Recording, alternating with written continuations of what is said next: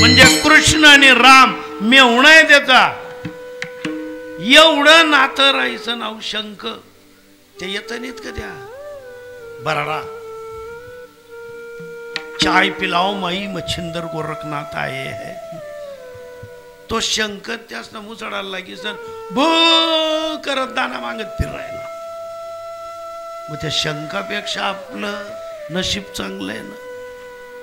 ज्याची बहीण लक्ष्मी आहे, मेहुणा विष्णू आहे, बाप समुद्र आहे, भाऊ चंद्र आहे. आपलं जर इथलं राहतं आणि वाईट दिन उगतात, आपण काय म्हणतो, शिलगाडा नाहीत काय आम्हाले. आपलं सगळं आपल्याच मते झालं पाहिजे. एवढ्या एवढ्या वयामध्ये आई वडिलांनी देहत्याग केला आणि निवृत्तीनाथ ज्या वेळेस आले संन्यासाचा वेश घेऊन हातामध्ये त्रिशूळ डमरू आणि आल्याबरोबर त्यांनी आवाज दिला. त्यांनी आदेश. मुक्ताबाईने पाहिलं.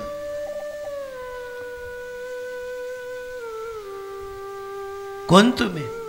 अगं मुक्ते. आवाजावरून ओळखलं. दादा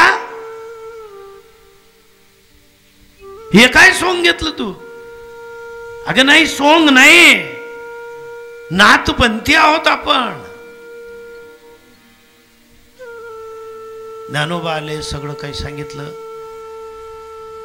त्याच दिवशी भर दुपारी मध्यान्हावर सूर्य असताना तिघ भावांना नाथ संप्रदायाची दीक्षा दिली.